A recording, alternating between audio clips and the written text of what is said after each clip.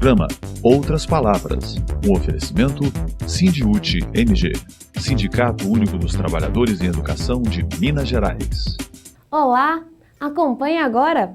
Educadores e educadoras de Minas Gerais se preparam para novos desafios. Eles serão lembrados como os traidores do povo, aqueles que retiraram nossos direitos. Anote aí a agenda de lutas da educação. Quem luta, educa. Só a luta garante conquistas. Elas estão com a palavra. O desmonte do serviço público, entre eles o setor bancário. Esse foi o foco de um debate que aconteceu no último dia 27 de novembro na Comissão de Trabalho, Previdência e Assistência Social da Assembleia Legislativa de Minas Gerais. Durante as discussões, representantes de entidades sindicais denunciaram o que está por detrás dessa tentativa de privatização do setor bancário. Magali Fagundes, presidenta da FETRAF, Federação dos Trabalhadores do Ramo Financeiro, explicou por que é importante fazer a defesa dos bancos públicos. Bem, a importância dos bancos públicos, eu acho que para a população brasileira, para o desenvolvimento do país, né, quando você fala em privatizar um banco público, você está entregando o nosso capital para uma empresa privada, né? E aí abre-se a perspectiva, inclusive, de ter o capital internacional. Então, a gente vai ter a nossa moeda na mão de um outro país. Então, é importante não só a defesa dos bancos públicos, mas também das empresas públicas. Eu acho que o papel da Caixa, o papel social da Caixa, na questão da Bolsa Família, do FIES, da habitação. Então, assim, é papel que para os bancos privados eles não desenvolvem esse mesmo papel, eles não têm esse mesmo investimento. Vamos falar um pouquinho desse lado social. Você falou o papel da Caixa. Qual que é o perfil hoje desse setor, só para que as pessoas nos entendam da importância desse banco? Bem, a Caixa Econômica Federal, ela é que financia 60% dos imóveis habitacionais são financiados pela Caixa Econômica Federal. Ela investe na educação, como o FIES, como o ProUni, que agora já tem uma nova regra, né, diante desse governo aí, golpista e ilegítimo. Então já está mudando a regra. Tem a questão da Bolsa Família, que também é a Caixa que administra. Tem a questão das loterias, que é um outro ponto que a Caixa vem administrando e que o governo está de olho em privatizar também. O habitacional, né, para a população. 6% dos imóveis financiados são pela Caixa Econômica Federal. Em relação ao Banco do Brasil, por que é importante a gente ter um banco dessa natureza? O Banco do Brasil, ele investe, né, no financiamento das pequenas empresas. Então, ele para o município, ele investe em crescimento, em desenvolvimento também. Então, ele é bom para o país. Bom para o país, bom para o país. As empresas públicas, em geral, não só, como eu disse, o Banco do Brasil e a Caixa, é importante para o país. E é importante também a gente colocar que nós, da categoria bancária, nós temos assim, uma minoria de negros contratados no mercado de trabalho bancário, no setor financeiro. E essa minoria, em sua grande parte, são de empresas públicas, né, que passam em concurso, são dos bancos públicos que nós temos aqui no país. Banco privado não gosta de contratar, não gosta. A gente entrou, inclusive, com uma denúncia, né, no Ministério Público com relação aos bancos privados pela não contratação de negros. A gente lembra também que uma privatização, ela envolve aí um encolhimento, né, daquele que está no mercado de trabalho, porque ele vai perder o emprego e, fatalmente, quem adquirir esses bancos vão explorar um pouco mais a mão de obra que já tem. Então, seria também a questão da demissão. A gente tem experiência aí de empresas que foram privatizadas, onde o quadro de funcionário reduziu em mais de 50%. Então, nós também estamos em defesa do emprego, né? E sem contar a relação de trabalho, né? A valorização do trabalhador de uma empresa privada é muito diferente de uma empresa pública. Eliana Brasil, presidenta dos sindicatos dos bancários de Belo Horizonte e região metropolitana, também explicou por que esse desmonte do serviço público é ruim para a sociedade como um todo. A Caixa Econômica Federal, o Banco do Brasil, eles são essenciais para as políticas públicas, principalmente para a população de baixa renda. Quem vai financiar a moradia? É uma pergunta que a gente faz. Eu agora estamos tendo essa audiência aqui na Assembleia Legislativa e eu estou vendo muitas representantes dos movimentos, por moradia, porque a gente está querendo levar essa importância. Então, eu acho que é muito importante a gente estar fazendo esse debate com toda a população, porque é o Brasil que perde, é o nosso desenvolvimento, é cada um de nós. Fala um pouquinho para a gente de cada um desses bancos, a Caixa e o Banco do Brasil. Perfil, quem é, que tamanho tem hoje, por que é importante para o nosso país? O Minha Casa Minha Vida, por exemplo, a Caixa pega 66% de toda a habitação. A questão da poupança, uma só empresa, ela administra, tem aí aplicado mais de 30% de todo o recurso, e isso mostra aonde a questão da loteria, vamos falar da loteria da Caixa Econômica Federal, de cada R$1 que é apostado, mais de 30, eu acho que são 38 centavos, vão para as questões sociais. Então, dá para mensurar cada R$1 que você aposta, esse dinheiro ser revertido para a cultura, para o esporte, para a habitação, são diversas aplicações, aí, vamos dizer. Os bancos privados não têm essa preocupação, vamos dizer assim?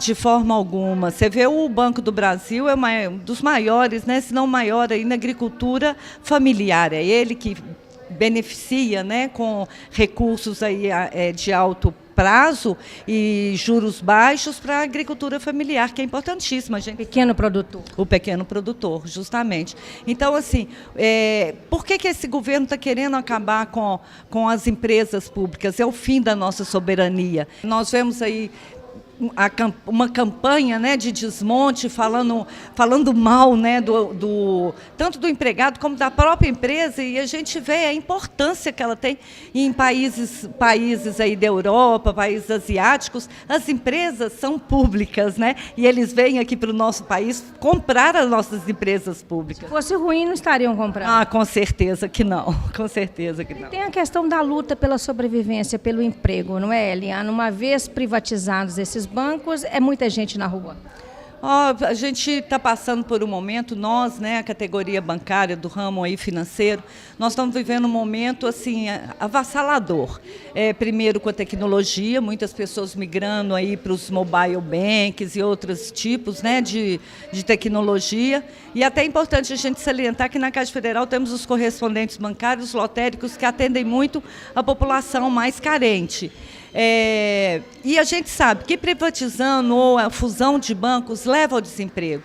Só nesse ano de 2017, nós já tivemos mais de 71 mil postos de trabalho nos bancários, postos de trabalho fechados, Então, a gente está sempre atento a isso que está acontecendo. A presidenta da CUT Minas, Beatriz Cerqueira, também marcou presença nessa audiência pública e fez a defesa dos bancos públicos, assim também como dos direitos da classe trabalhadora. Onde tem banco público, tem política pública, tem a intervenção na economia em favor da maioria da população. Se o governo Temer quer privatizar, é porque alguém quer lucrar. A maior parte do crédito à população, a maior parte do crédito para a agricultura, inclusive a agricultura familiar, a maior parte do crédito imobiliário, ou seja, todo o crédito no país, na sua maioria, hoje é ofertado por bancos públicos. Então, a defesa dos bancos públicos tem que ser uma defesa de toda a sociedade, que são os bancos públicos que fazem as políticas públicas. Por exemplo, mais de 50% do lucro das lotéricas vai para políticas públicas como Seguridade Social, e se privatizar, esse dinheiro que antes era devolvido em políticas para a população, vai para o bolso de quem? Privatizar é uma coisa que nunca dá certo. Privatizar significa que alguém vai lucrar com algo que era público, que tinha que permanecer público. Por isso a nossa luta é em defesa dos bancos públicos, porque quando é público é para todos, quando deixa de ser público se torna para alguns, e o que nós precisamos lutar é que o Estado seja garantidor de direitos para o conjunto da população, e não essa onda privatista para que poucos lucrem e deixem a maioria da população à margem dos direitos sociais. Em relação às privatizações também vem o desemprego, né? Porque se privatiza, uma margem grande dessas pessoas que estão empregadas saem do mercado. Sim, além disso, a privatização traz a redução das agências, a redução dos postos de atendimento, um processo de demissão evidente que assola toda a categoria bancária. Então, também tem esse componente da importância da defesa dos bancos públicos e dos seus trabalhadores. Mas, fundamentalmente, defender banco público é a defesa de toda a sociedade e a gente precisa compreender tudo que os bancos públicos fazem, o que uma empresa privada vai lucrar se privatizar um banco público e os prejuízos que nós teremos. Todas as políticas do governo hoje são feitas pelos bancos públicos. Por exemplo, o FGTS, que hoje é gerenciado pela Caixa Econômica Federal, é o maior fundo de investimento do mundo. Quem vai gerenciar isso aí vai lucrar muito, vai pegar um dinheiro que hoje é investido em questões sociais, em programas sociais de geração de emprego, de renda e de desenvolvimento e vai lucrar, colocar aí o dinheiro no seu bolso. Então, essa luta contra a privatização é de todo mundo. Momento CUT Minas. 5 de dezembro é dia de greve nacional. Beatriz Cerqueira, presidenta da CUT Minas, convoca a classe trabalhadora para sair às ruas contra a reforma da Previdência de Michel Temer.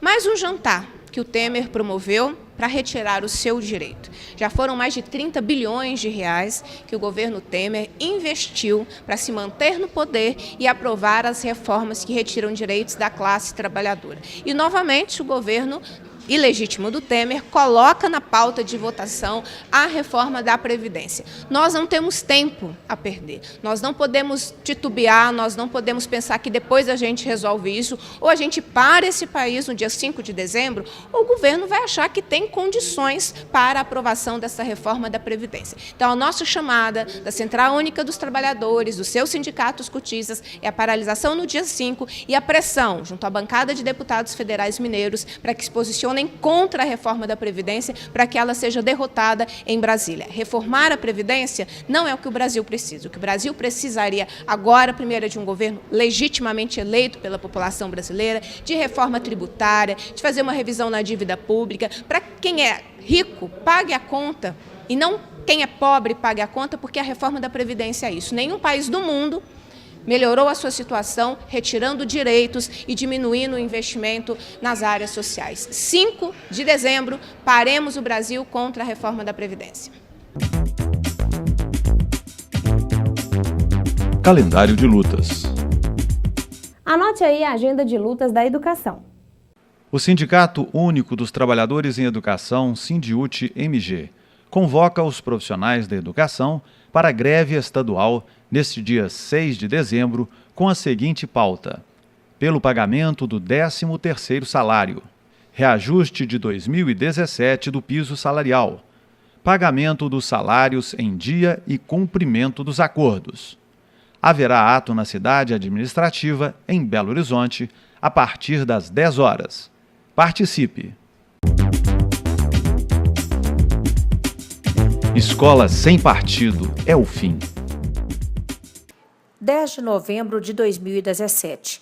Essa foi uma data também marcada pela luta em favor de uma escola inclusiva, democrática e que respeita a diversidade.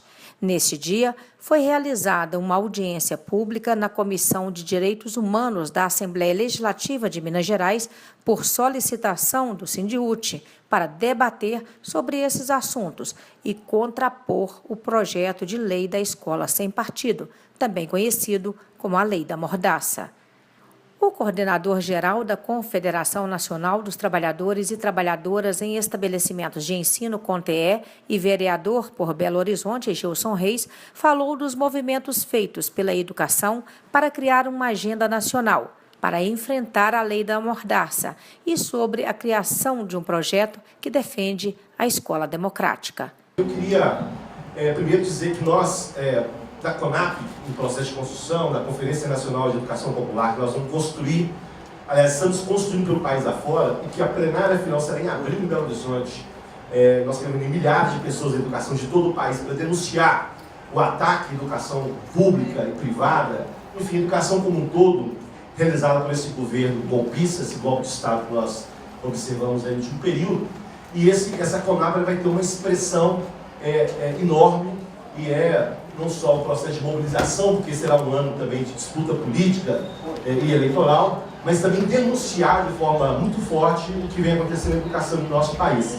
E nesse sentido, nós temos discutido na CONTEE, eu sou coordenador geral da CONTEE, que é uma entidade irmã da CNTE, nós temos feito muitos movimentos, inclusive aquelas manifestações de abril, a greve geral foi tirada, né, Bia, no congresso da CNTE, da CONTEE. Agora, novamente, o dia 10, novamente, teve um encontro da CONTEE, nós tiramos o dia 10 e colocamos a CNTE também em debate essa questão. Então, há uma certa força na educação, no sentido de construir uma agenda nacional, e a gente tem feito um debate no sentido de não ficar somente na defensiva, no que diz respeito ao problema verificado na escola da lei da mordaça, né, em escolas repartidas. Acho que nós temos, inclusive, mudar o conceito do termo. A lei da mordaça, que tenta impor as escolas, e a gente quer um contraponto, porque nós ficamos muito na defensiva, muito numa ação política defensiva, e não temos uma ação ofensiva no sentido de discutir um projeto nosso. Então, o que nós debatemos, eu tenho um projeto de lei na Câmara Municipal, que já tramitou em comissão, foi votado em primeiro turno, está em segundo turno para votação, que é esse projeto de lei que chama Escola Democrática. É um projeto que tem mais ou menos aí umas 10, 12 artigos, que trata, eu não vou ler o processo, porque se depois eu posso passar a cópia para vocês aí, eu deixar com a Bia para distribuir para o conjunto de trabalhadores, aqui para a mesa, diz respeito ao processo da luta democrática no interior da escola. Eu não acredito na possibilidade de que a escola possa resistir, criar alguma alternativa numa formação plena de qualidade, né? Enfim, que nós defendemos, se não tivermos uma escola profundamente democrática, onde todos possam participar, discutir, debater. E o que se propõe na lei da mordaça é o contrário, a restrição do papel da escola, dos limites do papel do professor, dos limites dos alunos, né? Dos limites daqueles que são a própria expressão da educação e o espaço escolar. Múcio Alberto Cordeiro, diretor estadual do Sindiúti, subsede Turmalina, também esteve presente ao debate. Múcio, por que é preciso engajamento nessa luta? Ela é fundamental porque a escola pública é um espaço de debate, é um espaço das contradições. Se você não permite que as contradições se convivam dentro do espaço, você não torna de fato um espaço democrático. A chamada escola sem partido é a escola mais partidária que existe. É uma escola do partido único, né? Onde o trabalhador, onde o educador, ele não terá a possibilidade de fazer o debate daquilo que interessa, não só ao estudante, como ao próprio trabalhador, que é o espaço de formação. Então nós não podemos permitir que nos tire esse direito de ter a nossa escola pública como um espaço de formação da sociedade e do próprio educador. Então, o trabalhador brasileiro, trabalhador da educação, nós temos que abrir o olho mesmo, porque se vier a acontecer, o prejuízo é muito grande para nós educadores e para toda a sociedade brasileira. Vladimir Coelho, da Secretaria de Estado da Educação, também participou da audiência. Ele falou dos interesses econômicos que se sobrepõem aos interesses educacionais e sociais. E como é que a escola, no seu dia a dia, na sua prática de formação dos nossos jovens, entra na questão rompimento do modelo econômico de base colonial? Ela entra exatamente na discussão da história, da forma de vida que nós temos no Brasil, das associações que encontramos da história do Brasil com os demais países da América Latina, com os demais países do mundo, e qual é a nossa posição nesse contexto internacional. E quando observamos que determinados grupos se aproximam ou têm a coragem de apresentar uma proposta que coloca a escola como um simples elemento, ou como uma simples instituição, em condições de repetir apenas e tão somente a partir de um índex, como lá na Idade Média, né? O que se pode e o que não se pode comentar, o que se pode e o que não se pode trabalhar, nós vamos observar claramente que esse processo encontra-se associado com clareza ao objetivo de destruir, de impedir o crescimento e o desenvolvimento do Brasil. Trata-se de uma ação coordenada contra o povo brasileiro. Desta forma, quando olhamos para a escola e observamos hoje, inclusive, reflexos da reforma trabalhista com relação aos nossos jovens. E é importante aqui que lembremos que o processo de aprendizagem, jovem aprendiz, hoje também corre riscos na sua forma proposta, que até aqui era conhecida. Temos, portanto, o dever de, ao analisar o que está acontecendo hoje no Brasil, ter a clara visão, nós professores, que não se tratam de movimentos isolados aqui e ali, são movimentos bem articulados, são movimentos com objetivo claro, com objetivo definido, de manter uma ordem econômica que vai se exaurindo, de salvar um modelo que vai se exaurindo, de manter um processo de exploração contra o povo brasileiro e de ampliar a exploração contra o trabalhador.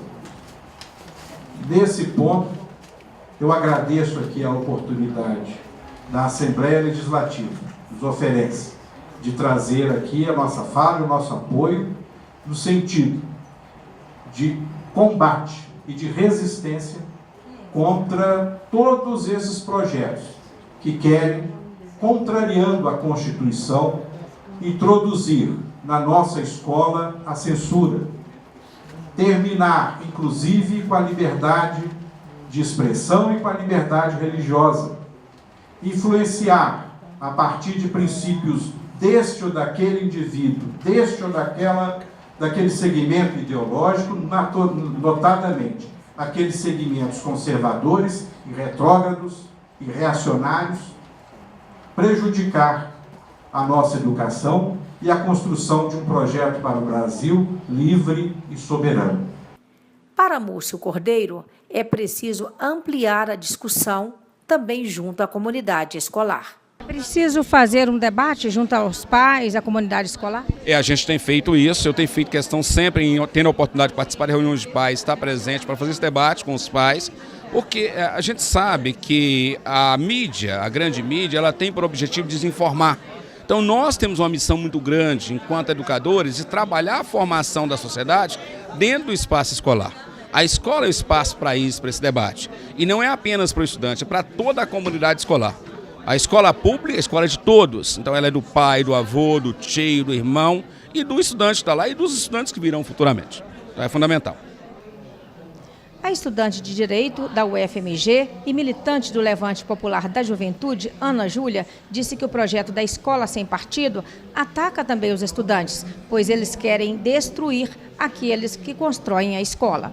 A Escola Sem Partido ela não vem sozinha, assim, né? É um projeto que a gente já viu indo e voltando, não é a primeira vez, eu acho que nos últimos 5 anos que a gente ouve falar da direita tentando entrar para dentro da escola, alterar os conteúdos, mas agora ela ganha uma força porque ela ganha uma força no momento em que ela faz parte de uma coesão de projeto dos setores golpistas, né, que vem para destruir e desarticular toda essa cultura que nós conseguimos consolidar enquanto povo brasileiro organizado, enquanto organizações de esquerda, nesses últimos 10, 15 anos. A Escola Sem Partido ela não se justifica se não houver em pauta a redução da maioridade penal, se não houver em pauta a precarização da educação pública, como é o caso da PEC, da Emenda Constitucional 95. Ela não se justifica se nós não tivermos um executivo que deseja controlar o que vai passar dentro de sala de aula e não deseja promover, né? Então, dentro disso é que ela faz sentido e dentro disso que ela funciona. Assim. Ela funciona para tirar os jovens de dentro da escola, ela funciona para tirar a história do povo brasileiro de dentro da escola e ela funciona principalmente para desarticular a luta do povo brasileiro dentro da escola. Assim, né? Eu peguei o PL que estava em votação alguns meses atrás aqui na Assembleia para dar uma lidinha também, para ver como é que os setores se organizam aqui em Minas. E entre os vários artigos extremamente vagos, né, que colocam que os pais podem decidir, assim, então os pais vão decidir o que vai ter dentro de sala de aula, como se a gente conseguisse pensar de forma individualizada a escola, né? Além de todas essas questões, também tinha um ponto lá que eu achei que para os estudantes pega num ponto crucial para a gente, que veta também qualquer tipo de intervenção em sala de aula por estudantes ou terceiros que contrariem aquela lei. Basicamente, ela criminaliza o que a gente do movimento estudantil faz, que é mais antigo que andar para frente, que é a passada em sala. Então, o estudante não pode passar mais em sala para falar sobre eleição do Grêmio, o estudante não pode passar mais em sala para falar sobre o que está acontecendo, o estudante não pode passar mais em sala para convocar nada. Então, para além de uma criminalização do conteúdo da história, também uma criminalização daqueles que constroem a história.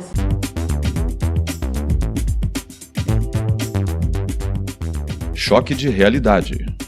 Durante a audiência pública, dia 9 de novembro, na Câmara dos Deputados, em Brasília, o Sindiúti-MG solicitou providências no tocante à questão previdenciária dos servidores de Ipatinga. A audiência aconteceu na Câmara de Fiscalização e Controle, conforme explica a diretora estadual e coordenadora do Departamento de Formação Política e Sindical do Sindiúti-MG, Feliciana Saldanha. Nós tivemos a oportunidade de participar de uma audiência pública em Brasília, convocada pelo deputado Padre João, que a gente cobrou dos poderes, dos órgãos de fiscalização em nível nacional, que fossem tomadas algumas providências. O Ministério da Previdência tem encaminhado o certificado de regularidade previdenciária do município de Ipatinga, o que não é uma verdade. Não há regularidade do ponto de vista previdenciário no município de Ipatinga. Então, esta, entre outras, foram algumas providências tomadas nessa audiência pública. Mas mais do que essa cobrança dos órgãos federais, foi a oportunidade de ouvir alguns aposentados que deram conta de relatar a realidade que vivem os trabalhadores aposentados da Prefeitura de Ipatinga. São cerca de 2.000 pessoas aposentadas que não estão recebendo e travando a batalha judicial aí com a Prefeitura de Ipatinga, e que isso reflete em grande parte da população, porque cada trabalhador tem em torno de si os familiares que dependem dessa renda. Então isso impacta no comércio local, nos serviços, em toda a economia da sociedade.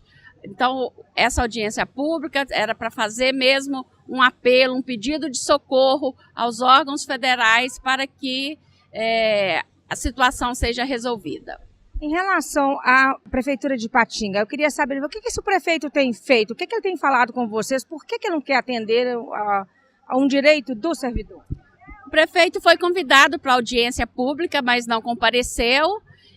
A Câmara compareceu e deu o seu apoio à luta, né? O presidente da Câmara compareceu, mas a Prefeitura ela não negocia com os trabalhadores, ela nunca recebeu, nesses quase 2 anos completados de mandato, nunca recebeu os trabalhadores para conversar sobre a situação e vem tomando medidas protelatórias nas demandas judiciais que a gente vem encaminhando junto ao TJ Minas Gerais. É muita gente atingida.